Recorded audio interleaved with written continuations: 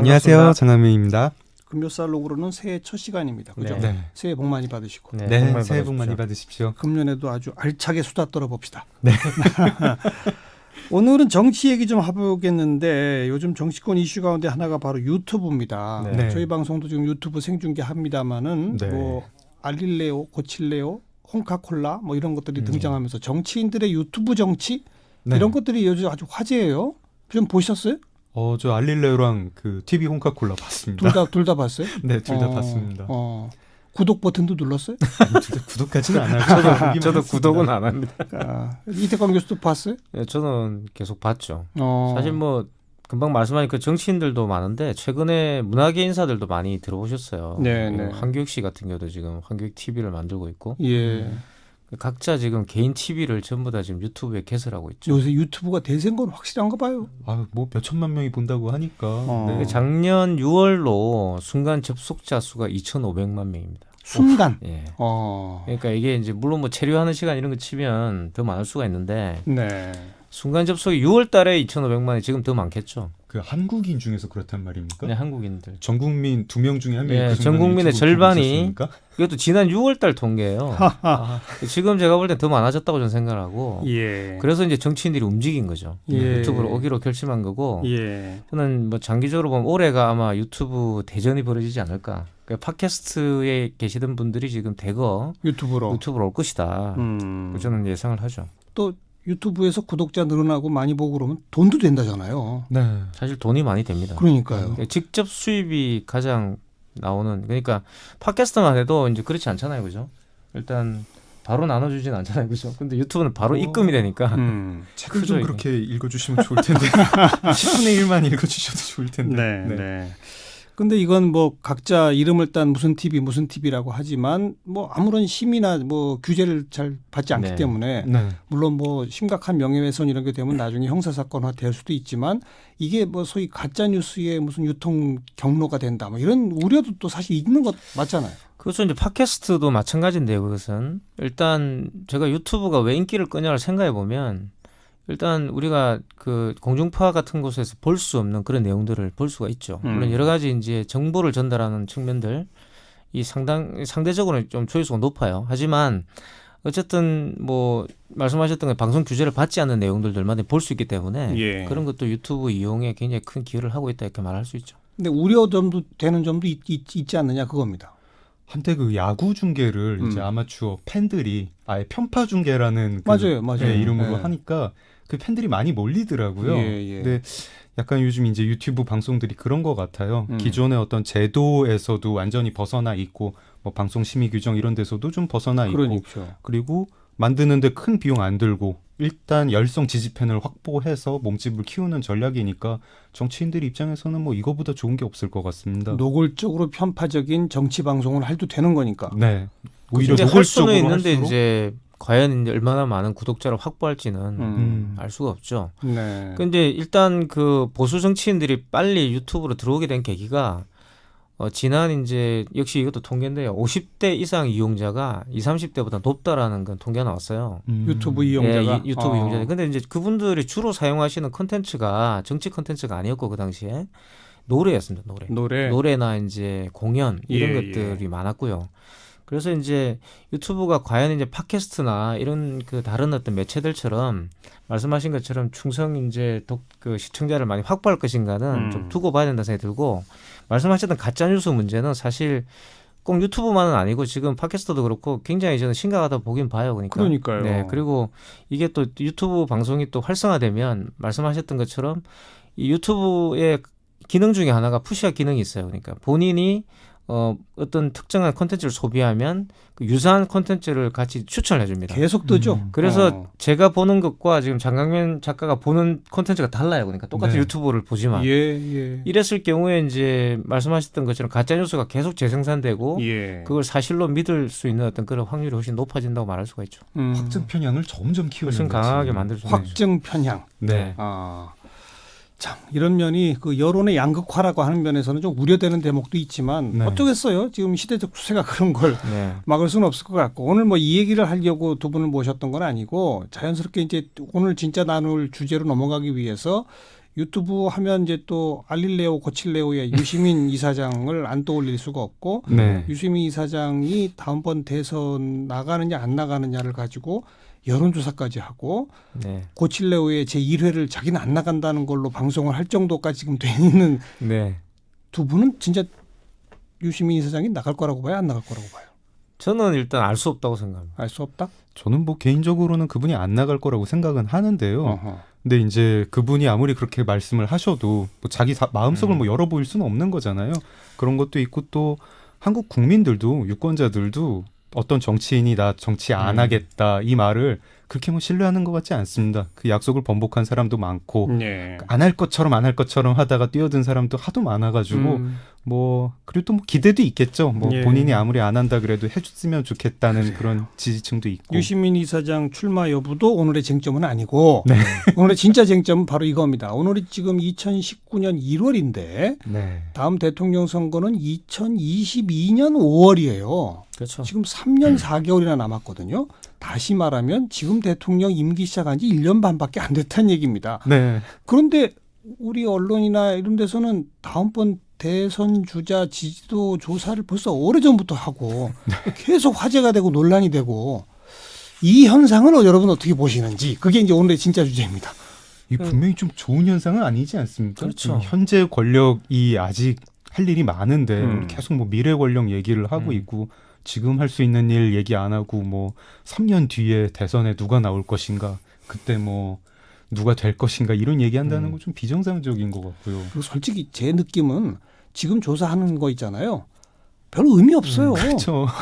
우리나라가 어떤 나라인데요. 그 2년 3년 사이에 어떤 일이 벌어질지 모르는데. 네. 그 저는 이제 한 가지 안타까운 거는 이제 말씀하신 것처럼 계속 지금 이런 그 여론조사의 포인트가 인물론으로 계속 귀결되고 있고요.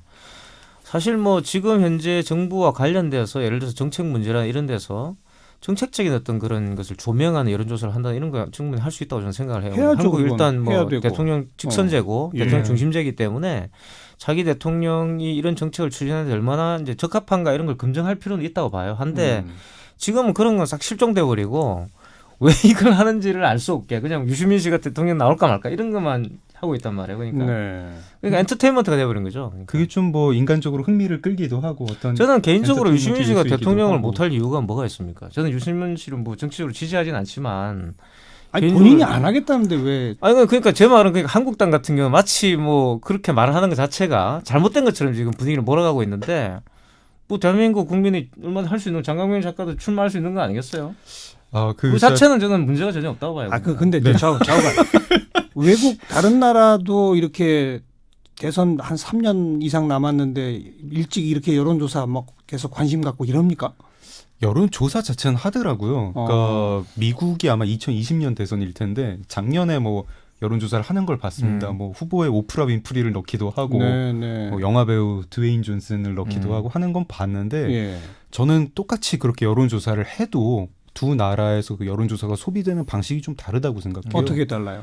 그러니까 미국은 어쨌든 간에 굉장히 역사가 오래된 공화당 민주당이라는 정당이 있고 결국은 그 양당 후보가 경선을 거쳐가지고 선출이 돼서 그 후보들이 대선을 나가거든요. 예. 근데 한국에서는 정말 여론조사가 정치를 만드는 것 같습니다. 누가 어떤 제3 후보가 자꾸 거론이 되면 여론조사에 돌려보다가 이 사람 될 것 같다 하면은 그 사람 위주로 정당이 만들어지고 정말 정계 개편이 일어납니다. 그런 과거가 많았죠.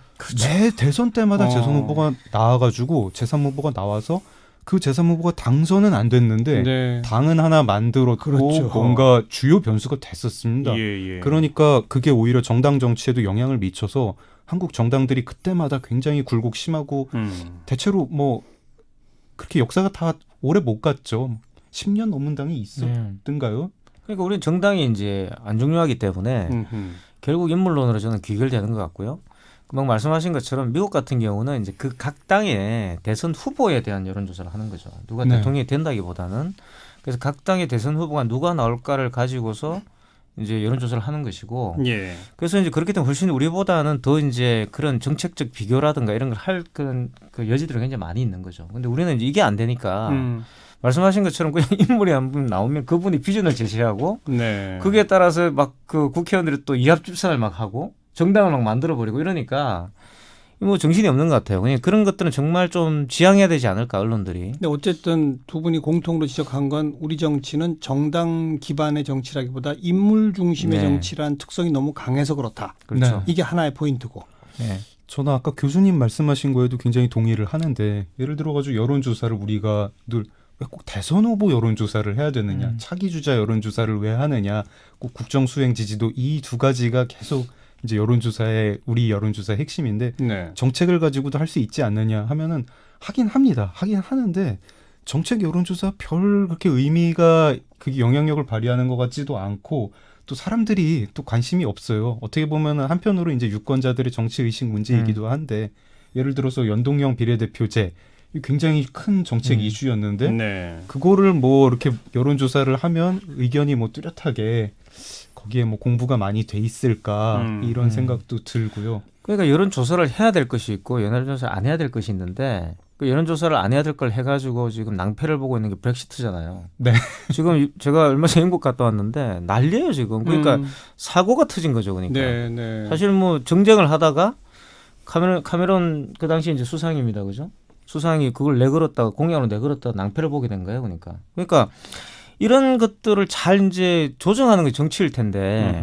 뭐 무조건 여론조사에 붙이겠다 이런 것도 좀 웃기는 것 같고 그리고 또 제가 볼 때는 한국 사회가 가지고 있는 어떤 그런 특징이 있죠. 민주주의 특징이 대통령 직선제라는 특징이 있고 이게 또 국민 항쟁을 통해서 쟁취된 것이기 때문에 많은 분들이 네. 내 손으로 대통령을 뽑는 것을 민주주의와 동일시하는 경향이 있잖아요. 예, 예. 여기다 내가 여론조사를 해버리면 저는 자연스럽게 그렇게 간다고 봐요. 그냥 누가 대통령이 되느냐 문제로 가버리고 사람들의 관심이 거기 네. 집중될 수밖에 없는 구조. 그렇다면 언론이 공론의 역할들이 있다고 했을 때는 이 여론조사나 이런 어떤 우리가 퍼퓰리즘에 기대해서 뭔가의 변화를 추구하는 것도 있겠지만 또 퍼퓰리즘과는 다른 어떤 정론을 펼칠 필요도 있잖아요. 그죠? 그럼 정론이 한 80 정도 된다면 이런 퍼퓰리즘에 기대는 어떤 그런 여론조사 한 20% 정도 이 정도의 합의들이 있어야 되지 않을까요? 그러니까 그게 지금 전혀 없다는 거예요. 반대 아니에요? 80, 반대죠. 22. 퍼퓰리즘이고 근데 22 네. 정론이든 20도 지금 없는 것 같아 내가 볼 때는. 정말 교수님 말씀에 동의를 네. 하고요. 근데 우리가 이제 뭐 양쪽을 다 당장 고칠 수가 없지 않습니까? 뭐 언론이 태도를 바꿔야 된다, 또는 뭐 시민들의 정치 의식을 높여야 된다. 다 좋은 말인데 쉽게 안 될 것 같고 저는 저런 생각도 합니다.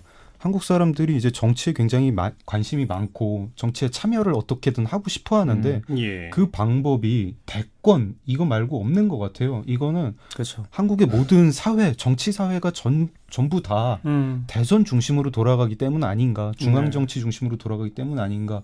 그래서 내가 지금 당장 어떤 모순 부조리를 겪고 있고 이거를 고치고 싶을 때 예, 예. 그거를 참여를 할 길이 별로 없습니다. 지방자치도 굉장히 수준이 낮고 어떤 종류의 정당 정치 결사 이런 것도 별로 없기 때문에 계속 자기 정치에 대한 관심이 다음 대통령 누가 될까 그거 이걸로, 하나로 네, 이런 식으로 귀결이 됩니다. 그 오래전에 제가 이제 뭐 좀 지나가는 말 비슷하게 내각제도 또 나름 장단점이 뭐 있지만 우리나라 대통령 지금 5년 단임제 한 후에 보면 그 양극단으로 갈라져서 죽기 살기로 싸워가지고 누구 하나 뽑아놓고 네. 한 2년만 지나면 온 그렇죠. 국민이 달려들어서 대통령 흔들어대고 네.